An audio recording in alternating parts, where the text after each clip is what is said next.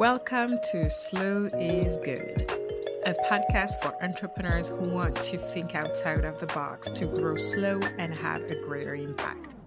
In this podcast, we'll talk everything business, but most importantly, we'll talk slow business, digital strategies, creativity, some Franglish, and a load of human touch. I'm Geraldine Juppé. I'm a slowpreneur, ex-startup founder. I'll be your host.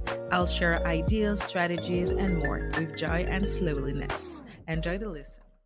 Hello there. Before to jump into the next episode, I wanted to remind you that there are a few days left before the start of the Slowpreneur Summit French edition.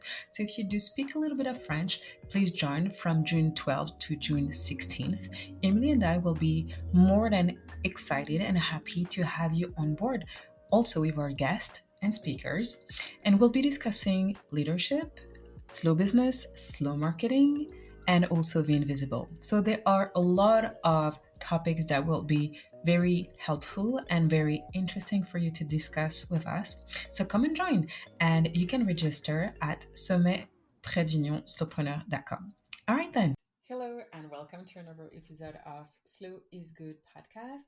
Today I have someone very special that I have invited on the podcast to talk about corporation, to talk about AI, and I'm super excited to introduce you to Alex Shee. Hi Alex. Hi there. How you doing? I'm doing great. Awesome. So it's the second round that we're, recording today because we had a few like technical challenges, but I really wanted you to introduce yourself to the community and the Slow is Good community to talk about you, your career, and also your background. Yeah. So my name's Alex. I work as an executive at a company called Sama AI, and the reason why I work there tells a little bit about my own story. Um, Sama's goal is to help women and youth in underserved communities get access to jobs and to change the trajectory so that they can actually join the formal economy, get more opportunities, educational and otherwise for them and their families. And that stems from my background initially as being a lawyer with a focus on business and human rights and how those things could coexist and help cement and grow each other. From being an investor focused on AI, but with a particular lens on the impact of AI on human lives and how we can augment that. And then finally, Mhm. being part of a team of a company called Element AI, which when I joined, it was actually only one person, two people at the beginning, and then it grew to 500 in about a year, 2 years.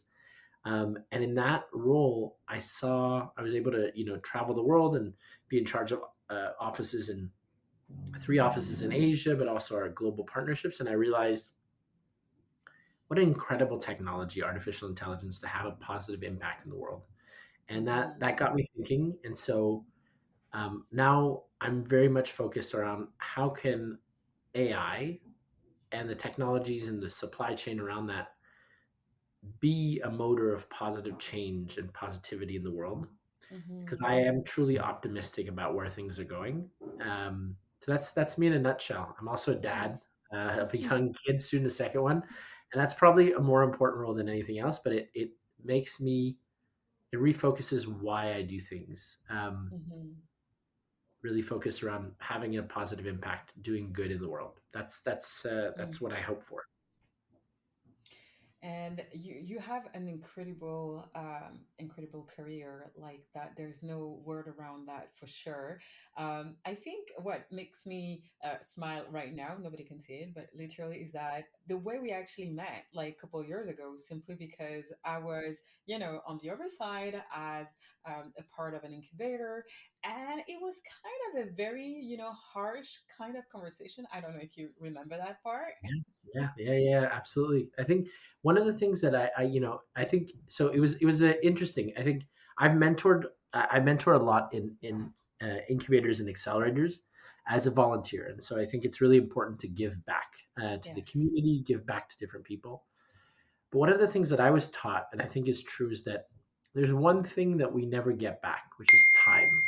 And so when we spend time on an idea or on a project, it has to be something that we know will drive value and go forward. And so in that optic, I'm very I'm very direct with my commentary and very I don't go around the pot, as they say.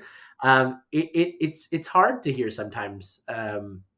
what isn't going well and not. And I think it brings a broader topic, which I think is important to also consider for entrepreneurs that are listening, is that even in that moment, it comes from a good place. And but what it is that you're not alone, and there's a lot of people that invest so much of their time, their effort, and their energy into a project that it's hard to take perspective from it or take a step back. And it's hard also to get criticism or commentary, even if it's coming from the right place, even if it's constructive.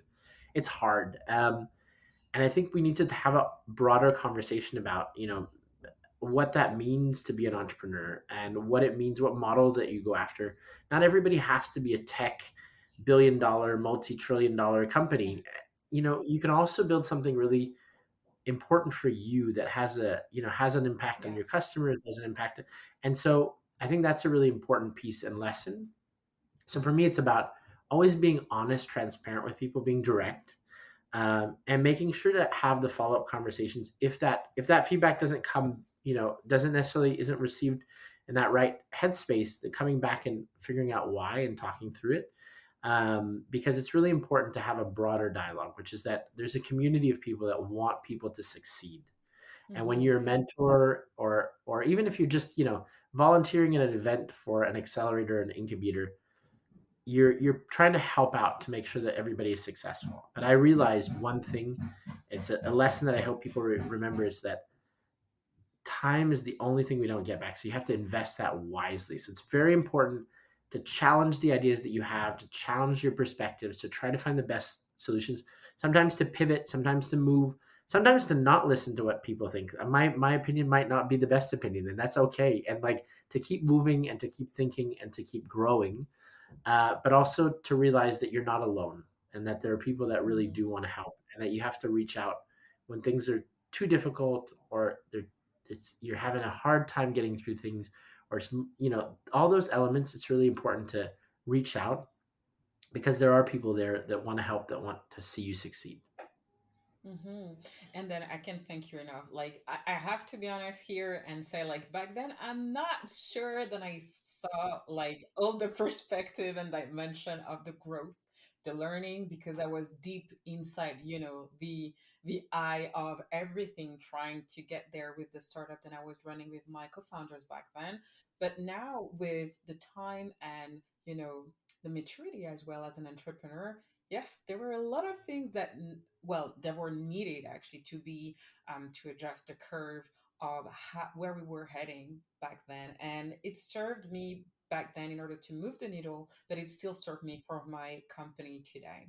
So I just wanted to thank you for that, and I think being open-minded, it's also that it's to, like you mentioned, like accept criticisms with openness as well, in order to have a new lens and new eyes on things, and being able to shift things and shift directions and view things in a way that will be more helpful for you, your company, and the community as well.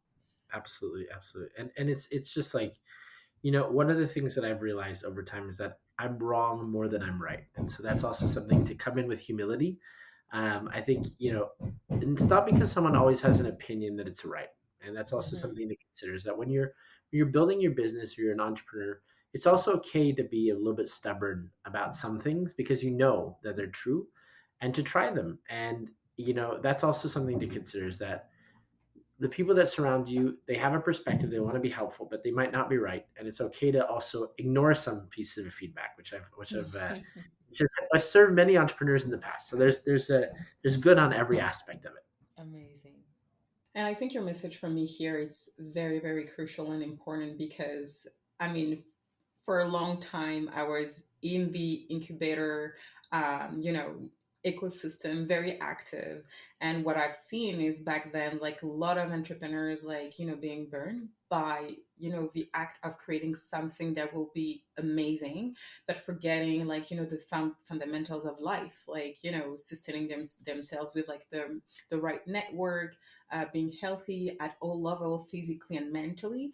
And I think it's not too much to say it again, just to make sure that indeed, like if you're an entrepreneur listening to this episode, make sure that if you need to, find the right support that you need, or ask for it. Because for entrepreneurs, most of the problem is just to think about asking for help.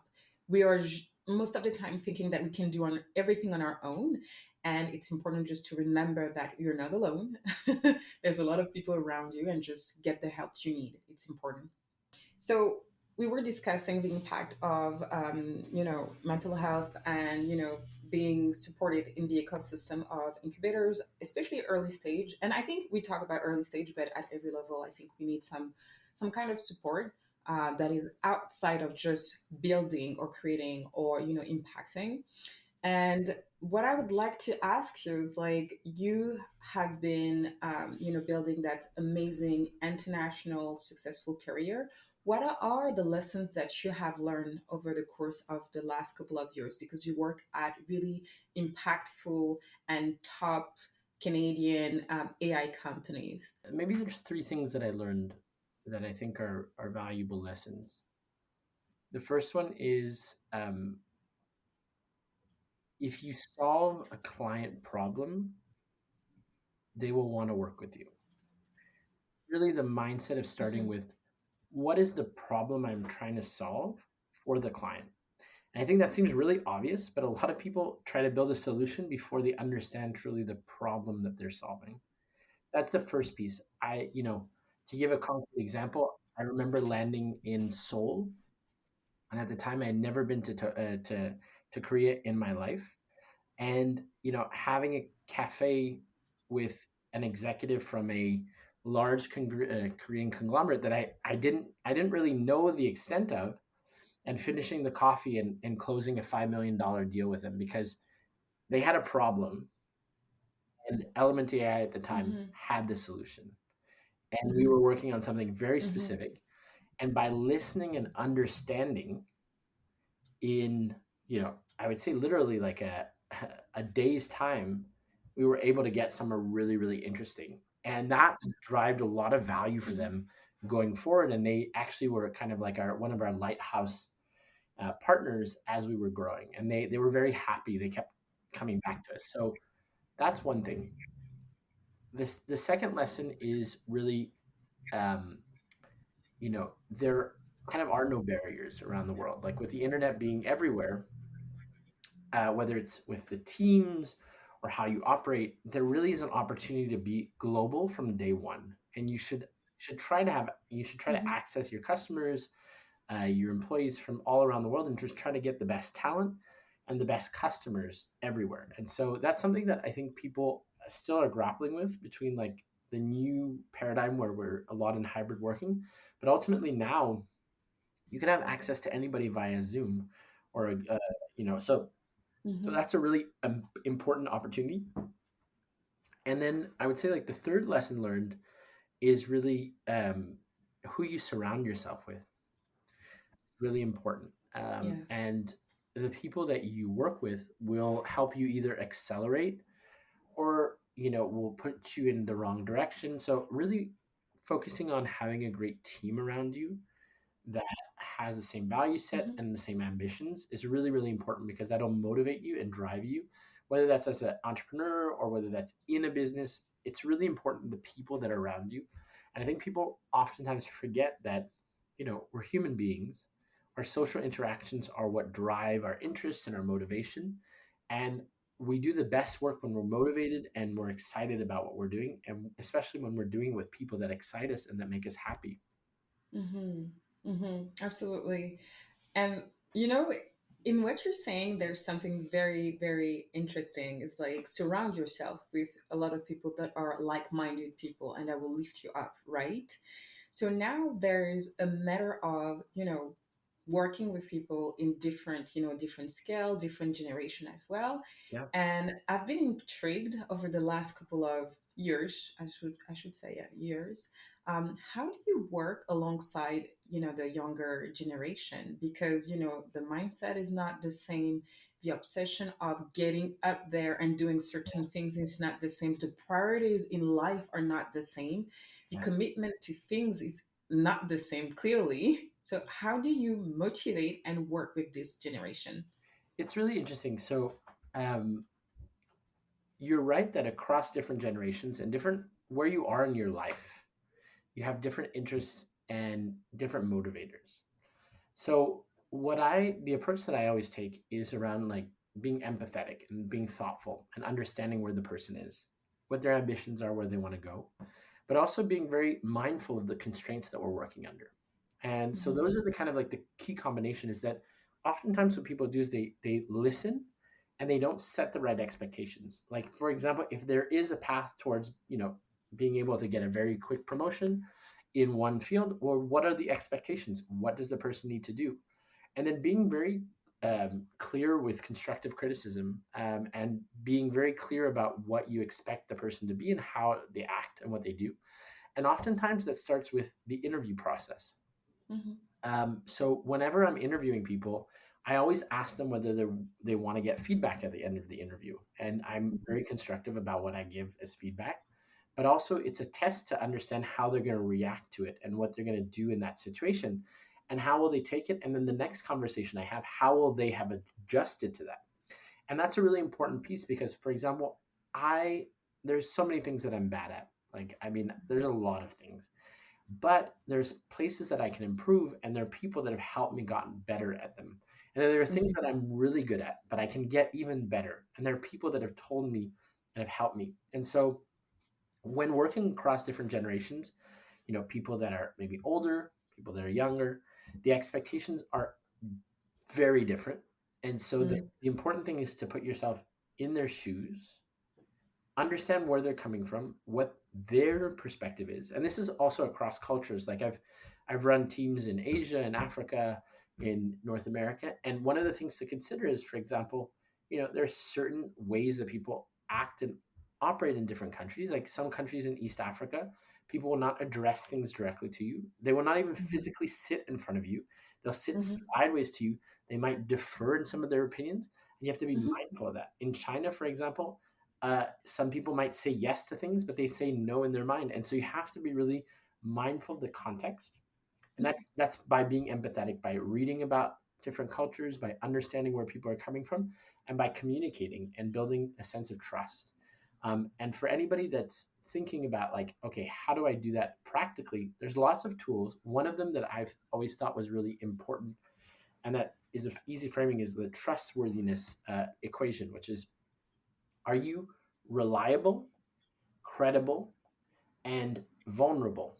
And mhm, and those things together create trust. But all of that is divided by your self-interest.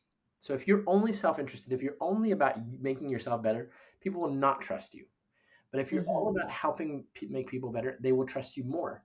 And mhm, I had not, I didn't understand that until recently. I saw this recently, but it's a really interesting framework to think, because if you think in the betterment of the team, and you're always trying to make people better, and you're consistent in the way that you react to their feedback or to their work, and you're always giving them the right type of constructive criticism, and you're helping them move along the way, and you're doing it with intent, with a positive intent, oftentimes the barriers of age or background kind of erase themselves, and then you get to mhm, the core of what actually makes a team a high functioning team. And I've been very lucky. That's, I think, the comment that I've gotten across different teams and people I've worked with is that um, I've been able to get a lot of their best work because they mhm, feel like we're all working together, and I'm very much on the field.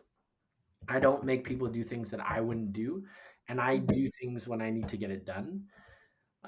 And that's also being part of that and building the trust and being also in it. So I think that's also an important lesson for me that I hope people do, is being empathetic. It's not because you have the title of anything that you're better than anybody. You actually should be working as hard than what you expect out of people, and you should be helping them become better so that they can they can replace you one day, or they can go off.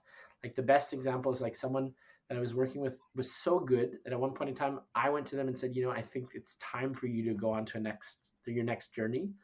And they were really surprised and thankful, but I helped them. I got them an interview, and they weren't being fired. Like, I would have loved to continue to work with them, but I saw the ceiling, and they Mhm. went on to become, the chief product officer of this really great company that's like raising, like growing and doing stuff. And it's also about that piece. It's like you want to get people to that level where you feel like they're better than you. And I think, like, in that example, she's much better than me. And I hope like one day she'll hire me for some role when she's a CEO of a company. So yeah, there's some cool stuff out there.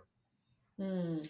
I love what you're sharing because it shows so much, humanity in your style of, managing teams and growing with them. It's not just like watching them grow only, you're growing with them as well to make more impact. Yeah. Speaking of impact, um, you are, being a part of a leader, AI leading company. Hmm. How do you react to anything that is happening in the world? Because, like, you hear the noise as much as I do. Yeah. Chat GPT this. Are we safe? Are we going to die tomorrow? Are we going to be replaced? Yeah. And what's your take on this? Yeah. So it's really interesting because I come at it with, like, a few vantage points. So I started off my career as a lawyer, and so I come at it with a strong interest in the intersection between business and human rights. So I come at it with the human rights lens. Then I've come at it with the lens of having been an investor and seeing the pressures that companies have to deliver products and grow in the venture side. I've seen what it looks like to operationalize AI and some of the dilemmas that people have. And now being a leader of a B Corp company, I also see what it means to take into account different stakeholders and what that means with the different competitors. And finally, as one of the 120 experts in the world on AI for the Global Partnership on AI, which is a member state and independent expert group. That perspective is also coming in. And so what I would say is I'm very positive about the future of the world. And I Mhm. think AI and all of the different tools that will come out of it are tools, and they will amplify human potential and they will amplify what we can do. But we need to regulate.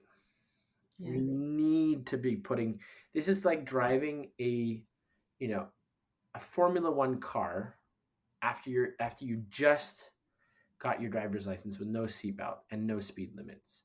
you know Mhm. Everything that we do should have an environment that ensures that we're bettering humanity.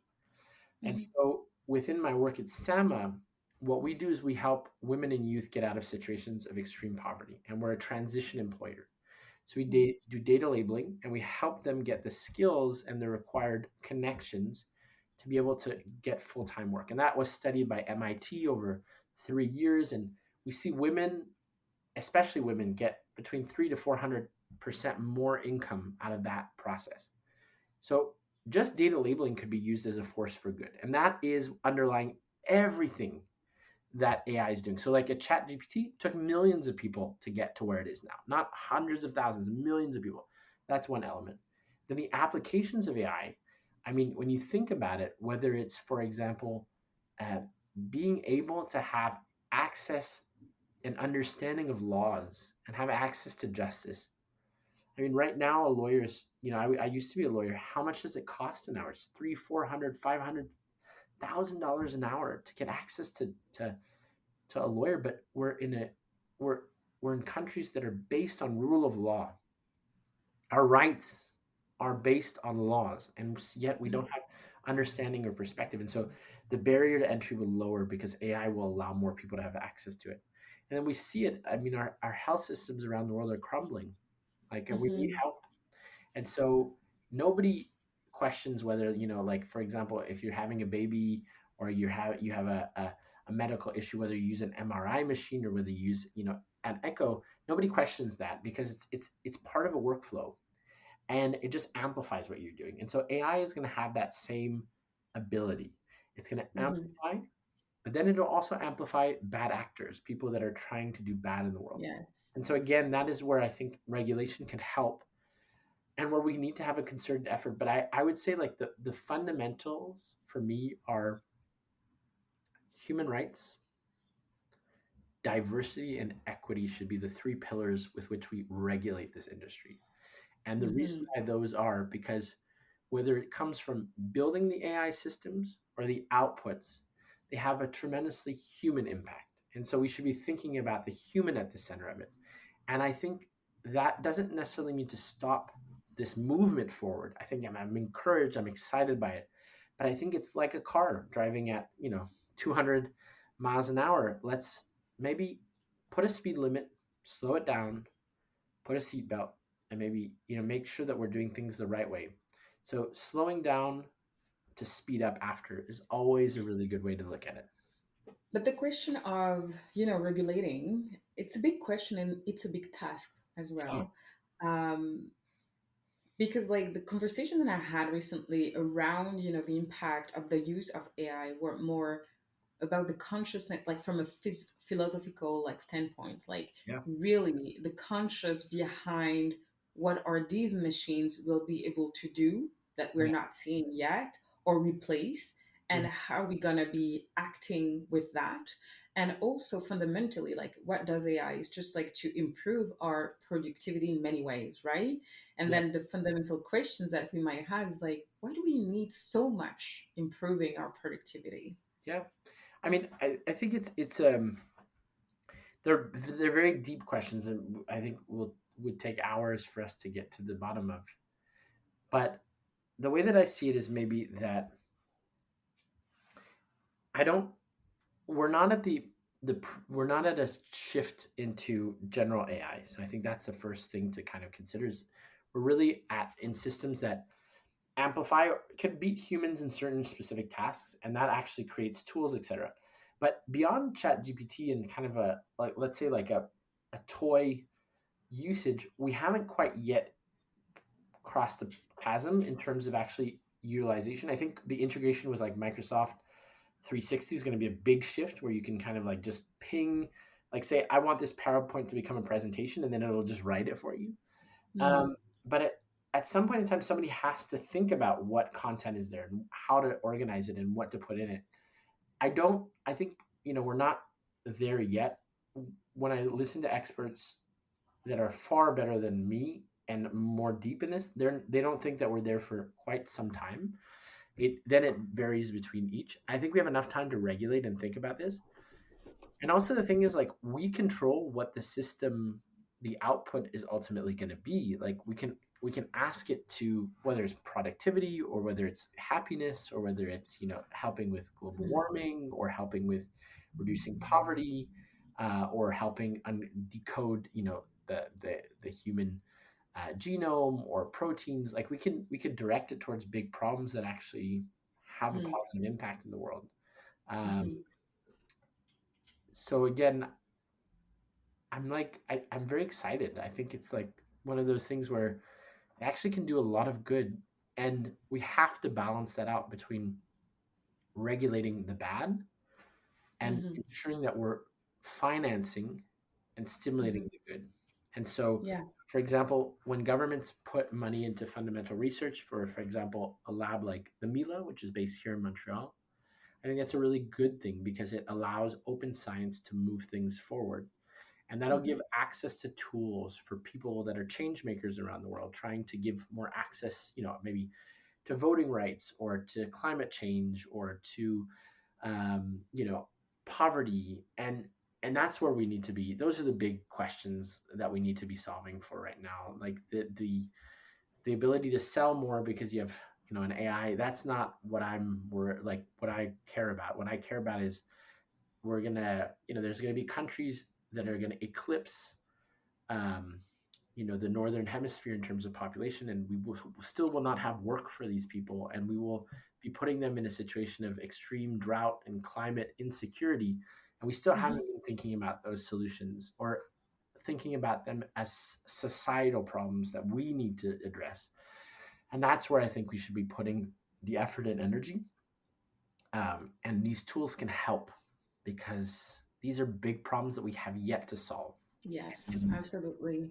And we, I think there are like, I think centuries, literally problems. yeah, It's not going to be solved all at once, but it will take like a lot of effort and a lot of minds actually to be able to solve and find like actually like beginning off solution for these problems. And the thing is, like, we don't need to be perfect, but like, if you look at how extreme poverty, the numbers and the stats, I mean, it's been going down over the past 100 years. And so the idea is, like, could we continue to amplify the efforts that help the most vulnerable in our society, that actually allow people to understand the impact of what they're doing? I hope Hmm. so. I really do. I hope that by my son's generation, um, we're going to live maybe in a place where at least there's an understanding of what equity means, Hmm. really at a Hmm. global level, and that tools like AI tools can help in that journey. I really love that, and it gives me like a lot of optimism in thinking about like all AI can bring in the positive side of it, and hopefully we'll have like systems being put in place so that it can support and I wouldn't say frame, but support in a very safe way the Yeah. use of these powerful tools. Um, it brings me to a question, and I think you mentioned that before, that Sama is actually a B Corp Yeah. company, B Corp certified. Yeah. Do you mind explaining for those who don't know what does it mean to be a B Corp corporation nowadays? Yeah. So a B Corp, certified corporation. So B Corporation is this, like, not for profit that's global, and their idea is to certify companies that they take into consideration not only shareholders when they're making decisions, but they take into consideration their employees, their customers, and the planet.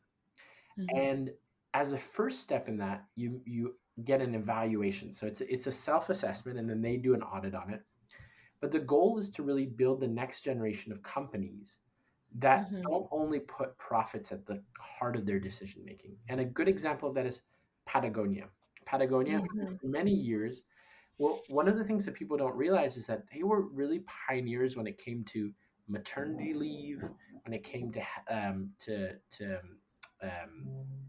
childcare for their Hmm. workers, when it came to balancing work-life balance, and then the quality of what they're doing around recycled goods, about reusability, etc. And so Patagonia is a great example, but Danone took on that step as well. And then there are many other companies that are taking on, an approach which is not just about profits. And that attracted me very much. I have to admit that I was searching for a company that had both a social purpose Hmm. and the idea that companies could act for good. So we're a profitable business and we're growing, but at the same time, our consideration is not just on profits. It's about the impact of the communities that we impact, the planet, and then what we do concretely to help people, whether they're employees or others. Hmm. I love that. And the thing is, I know a lot of B Corp companies, Yeah, but sometimes I have to say that it feels like it's good on paper, yeah, but do we, and the question that it raises is like, do we do really something with our label B Corporation? yeah. I mean, that's a really, really good question. So some companies do it for marketing purposes. In the case of Sama, what was really interesting for me, and the reason why I joined the company, and I still am very enthusiastic about our mission, is that we started as a not-for-profit whose goal again was to give digital work to women and youth, and we transformed into a for-profit business because it was the model worked so well. And the first step of B Corp is really just about this assessment, and we did that, and we were considered, one of the best companies in the world for workers, etc. And that was really good. But the next step that we don't publicize as much, and I think we're going to be pushing more on this so that people understand what that means, is that we actually changed our incorporation statutes to become a public Mm-hmm. benefit corporation. And so Mm-hmm. what that means is that we have a legal responsibility to the planet, to our communities, to our people. And so because of that, we created, a board subcommittee on our impact. And so we're held accountable at the board level within our executive metrics, as a team, across, and even in our legal documents.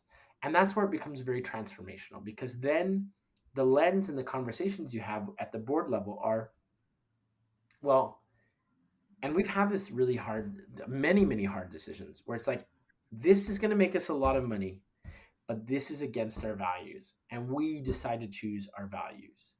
And Mm-hmm. that I've, one of the reasons why I've stayed and I've continued to work at Sama is my deep admiration for our CEO, Wendy Gonzalez, who's a woman with 3 kids, who's juggling so many things in her life. And I've seen firsthand have to make tough calls. Yeah. And one of them that for me was really a- amplifies and exemplifies was when COVID hit.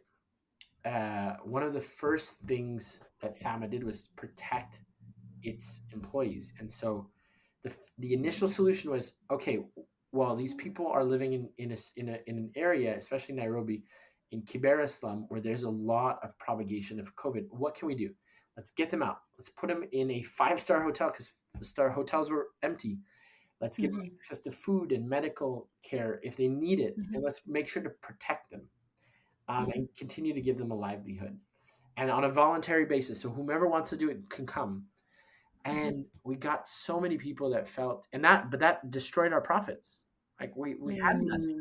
Like that was a really tough choice because that meant that we were truly living our values. We were putting our employees first, and we were continuing to work, but we weren't making money because Mm-hmm.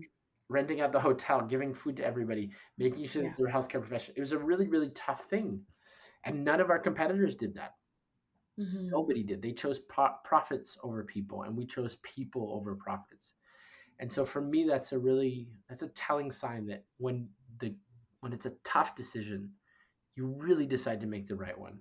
And we work in a very, very global, difficult environment, and we try to do our best. And on Mm-hmm. that, we're going to become, again, even more transparent over the next coming months on what our impact is, what we do, etc., so that people can either use it as a model or even criticize us so that we can get better, and try to like find the best way forward. So it's a really interesting. It's been interesting, but being a B Corp, I agree with you. A lot of people use it as a marketing tool. But when you get to these companies, we're 5,000 employees and we have to live our values. Mm-hmm. If you make the right choice, I think it makes the world a better place. And that's, again, fits with what I'm trying to do, where I'm trying to go. I think it's important. We have too much privilege, too much access to information, to education, to not help and do something good in this world. And our life is short, but everybody can have a little bit of an impact. Everybody. I Mm-hmm. truly believe that. And if we had that mindset, the incredible things we could do. Yes, I really well said, really. I mean, I can only understand what it is to move such a big company like Sama, like, focusing on their values and, kind of eating the profits so that, but how do you actually recover? Because like COVID lasted quite a bit Yeah. and you have to use some magic at some point in time so that you can still be afloat and make sure that the boat keeps moving, right? Well, that was how we, one of the things that we proved out was that we proved that we had a good business model, and this was a Mm-hmm. temporary thing. And so that's when we went and got, external funding. So we went and got venture investors that believed in us and believed in the Mm-hmm. fact that after this storm would go through, that we would be in a really good place as a business, because when you put your people first, um, I always think that they do their best work and they Mm-hmm. do things the right way.